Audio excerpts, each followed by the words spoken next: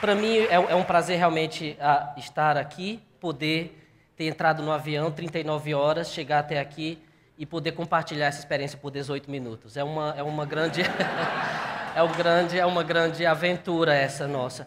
Mas talvez o maior desafio é poder falar sobre educação na Coreia, poder compartilhar um pouco a experiência que a gente tem tido na última década, né? E não poder falar sobre educação no Brasil. É esse o maior desafio, é não poder traçar esse paralelo. Porque, como vocês vão ver, a experiência é um tanto quanto diferente, e talvez se eu fosse tocar no assunto e traçar esse paralelo, levaria pelo menos as 39 horas que eu levei para chegar até aqui. Então, a gente começa mostrando um pouco da história que a Coreia passou, e esse foi o foco do meu estudo, é poder mostrar todo esse percurso que um país fez, é falar de um povo, de uma história, de uma cultura milenar, nesses poucos 16,56 minutos que eu tenho, para poder, talvez, entender o que aconteceu nesse processo histórico que levou a Coreia a chegar ao que é hoje. Mas, só para vocês terem uma ideia, né, a gente olhando para trás e ver o que aconteceu em 1960, um país paupérrimo, que sofreu uma devastadora invasão, ocupações ininterruptas de países, né, seja Mongólia, China, Japão, não somente esse histórico, né, de invasões, que países do mundo, tantos países do mundo também sofreram esse tipo de invasão ou de conquista, né, tão perversa, mas a Coreia ela conseguiu passar por essa fase histórica, né, talvez mostrando para o mundo que devastado de uma guerra, esse passado histórico poderia ser transformado, de certa forma, em tão pouco tempo. Eu acho que a maior conquista que o povo coreano tem para compartilhar com o mundo hoje é poder ter passado por toda essa história, né, de ocupação, de invasão, de devastação, de um genocídio cultural que a Coreia passou com a invasão do Japão, perdendo tantos dos valores culturais que eles tinham, perdendo a própria identificação cultural, a própria língua, né, os nomes em que cada indivíduo tinha. Essa identidade cultural foi destruída, né, depois da invasão. Mas só para a gente ter uma ideia de como isso aconteceu e do fascínio que é para a gente poder fazer parte dessa história, né? Na realidade, em 11 anos, eu vi isso acontecer, eu vejo isso acontecer. Eu moro na cidade do futuro, onde está sendo construída, né, uma grande, talvez, um momento histórico, o maior projeto urbano que a humanidade já teve a ousadia de construir, e eu faço parte desse momento histórico, né? Se sentir pioneiro, se sentir, de certa forma, fazedor de história, isso realmente é uma experiência fascinante. O objetivo meu aqui é poder compartilhar um pouquinho de como isso aconteceu e quais foram, talvez, esses elementos que ajudou a Coreia a chegar ao ponto que chegou hoje. Para vocês terem uma ideia, em 1960, ontem, né, a Coreia tinha um PIB tão baixo, né, de uma pobreza, né, se a gente fosse talvez comparar hoje, eu coloquei aqui Afeganistão como um exemplo de país que a Coreia estava bem mais pobre nos anos 60, né, e que chegou aonde chegou hoje, dando essa grande lição de progresso econômico, né, por conta de um elemento, talvez, que a gente precisa, de certa forma, entender aqui. Para poder passar por essa aventura histórica que a Coreia passou, eu tentei aqui, pelo menos em 4 momentos históricos, né, que o povo coreano enfrentou durante digamos, né, nesse período de início da educação formal, né, que o povo inteiro coreano foi submetido, de certa forma, desde o período ainda das dinastias coreanas, em que as famílias reais ofereciam àquela grande, pouca e tão limitada elite, né, o acesso à educação, que é um exemplo, talvez, que a gente também passou aqui no Brasil e todos os povos do mundo. Então, pouquíssimos tinham acesso a essa revolução que aconteceria tantos poucos anos depois. Com a ocupação japonesa, como eu falei, a cultura, não somente a cultura, mas a educação como um todo, a grade curricular, as línguas faladas, tudo foi tão controlado e tão devastadoramente, né, dizimado do povo coreano que esses elementos talvez justificaria um país que jamais pensou em chegar onde chegou. Todos os elementos que talvez pudessem justificar, né, um fracasso seja econômico, mas também cultural, a Coreia do Sul teve esses elementos, né? Portanto, ultrapassando, indo além desses elementos que talvez destruíssem a vontade de se dar bem, de certamente se suceder bem nesse processo, a Coreia fez exatamente o contrário. Criou, eu dividiria em duas fases. Uma fase foi a primeira fase da expansão quantitativa, em que o país precisou aumentar o número de escolas, decidiu investir pesado na formação dos professores que fossem formar a essa mão de obra qualificada para o futuro de um país que não tinha nada, completamente destruído. E depois, que é uma fase em que o professor Kon depois vai discutir, que é a fase atual, talvez, em que a gente ainda passe para uma expansão um pouco mais qualitativa. Para a gente ter uma ideia, esse processo certamente só pôde acontecer por um processo também de revolução política, né? Como o nosso país, e tantos países do mundo, foi por conta de um processo de autonomia democrática, em que o povo teve a chance de encontrar-se diante das tantas opções que foram apresentadas para o desenvolvimento. Né? Esse progresso, digamos, esse sucesso econômico que a Coreia do Sul passou, se deu por conta, sem dúvida, de um foco, de uma prioridade que foi dada antes de se pensar quais seriam as áreas de desenvolvimento econômico que o país iria investir no futuro, antes de decidir essas investiduras, né, do ponto de vista de política federal, foi a decisão de investir naquilo, a única opção que o país tinha na época, que era a educação. E esse processo, né, esse ciclo que eu tentei criar aqui, ela levou a educação a ser o foco desse progresso econômico, mas foi também por conta da educação que levou a reinvestir no próprio desenvolvimento. Da educação, o foco dado como política nacional à educação foi por conta desse progresso também do sistema educacional que levou a Coreia a crescer, a desenvolver. E é hoje, voltando para as fases históricas que o país enfrentou, é hoje voltando a essa fase de expansão também qualitativa que a Coreia resolveu, de certa forma, investir no momento. A única certeza que o governo federal coreano tinha, ainda nos anos 60, nos anos 70, que foi do período de expansão econômica do país, é que precisaria de uma educação de qualidade. Não tinha nenhuma outra dúvida, não tinha nenhuma outra prioridade no governo, além de investir pesado na educação de qualidade. Não somente a educação como um todo, oferecendo uma educação universal, em que todas as crianças tinham acesso a uma educação mais formal, mas aquela educação só poderia se subsistir, só poderia ser sustentável se fosse uma educação de qualidade. Tantos desses fatores a gente poderia passar horas comentando, a demanda de mão de obra qualificada, por exemplo. Quando o país decidiu, ainda nos anos 70, de investir pesado nas áreas em que o mundo inteiro não se preocupava na época, como a indústria pesada, da indústria pesada à indústria daquilo menor que se pode criar, como um microchip. Então, a gente sempre fala, né, do navio de um carro, que a Coreia tanto investe até hoje, a essa nanotecnologia. Então, essas eram as áreas que nos anos 70 não se discutiam ainda, pelo menos a nível de Ásia, né, na época claro, o Japão competia já com certas áreas da tecnologia, mas o governo coreano entendeu que era preciso investir e chegar a ser número 1 em áreas que o mundo inteiro não se preocupava na época. O sistema educacional ele foi consequência, essa expansão aconteceu como consequência da necessidade de uma mão de obra tão qualificada que precisava para essas indústrias nascentes na época. Existe um fator na cultura coreana que me fascinou na época do meu mestrado como educador internacional, que eu queria aprender. Sempre quem estuda educação internacional, economia internacional, o caso Coreia sempre é discutido do ponto de vista do sucesso que atingiu em tão pouco tempo e dos desafios que acontecem até hoje.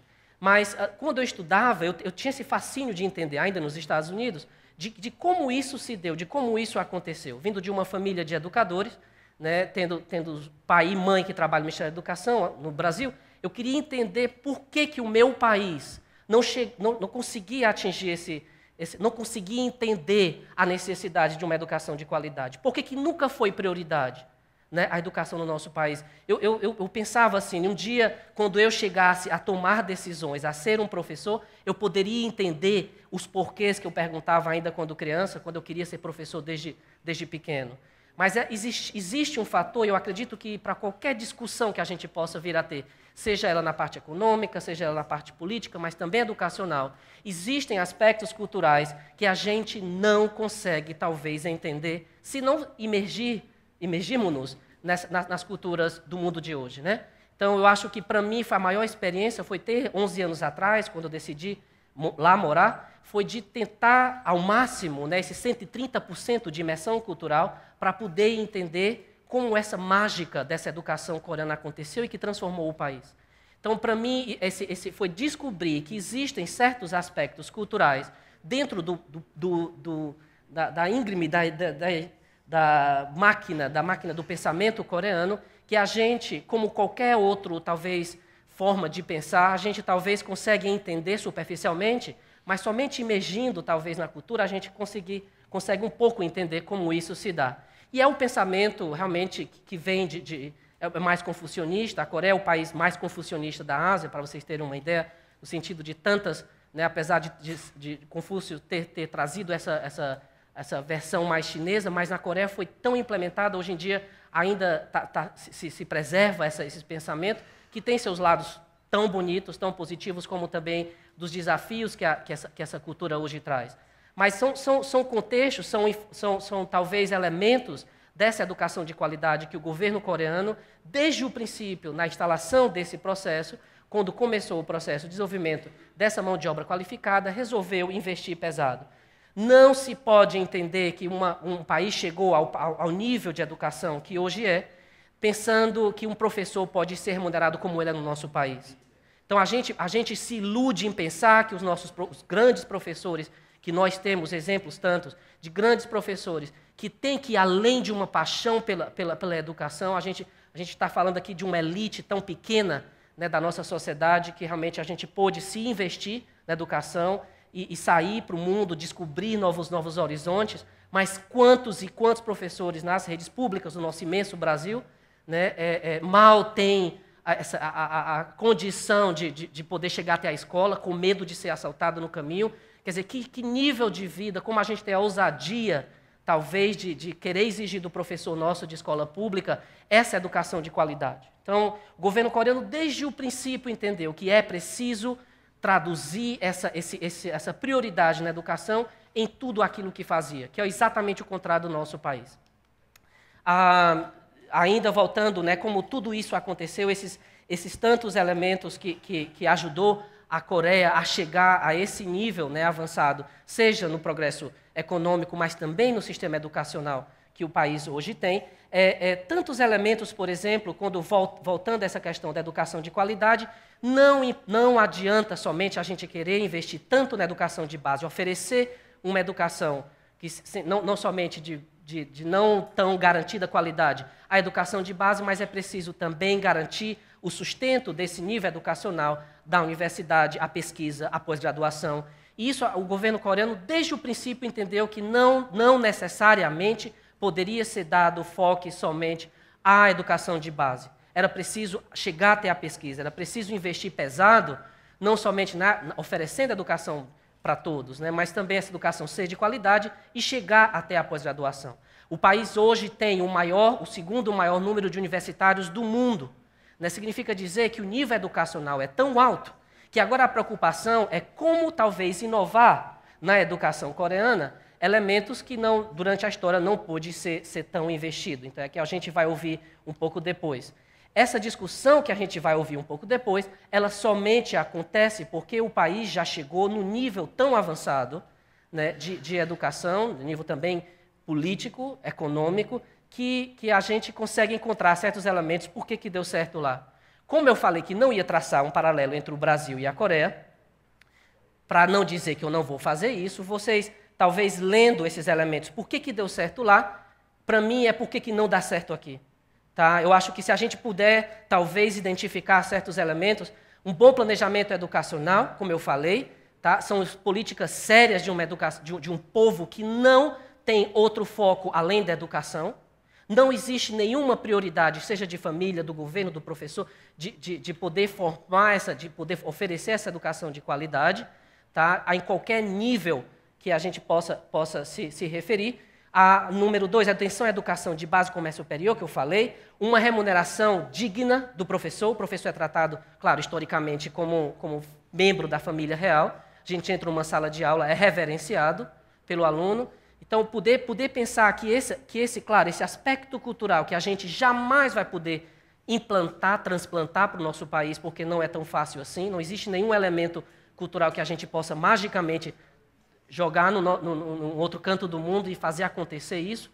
Existem, sim, tantas e tantos desses elementos que a gente pode adaptar à nossa realidade, a gente pode entender como que poderia, talvez, transplantar isso, adaptando a nossa brasilidade, ao nosso sistema educacional, que hoje tantas discussões hoje apresentadas, que a gente precisa realmente dessa nova revolução, que eu acho que não vai acontecer nunca, enquanto o nosso país não tratar isso como prioridade, que nunca foi, e a gente precisa, assim, pensar, quando um governador de um estado tem a audácia de dizer para os professores, em greve há 45 dias, se eles não quiserem trabalhar na escola pública, que vá para a escola privada.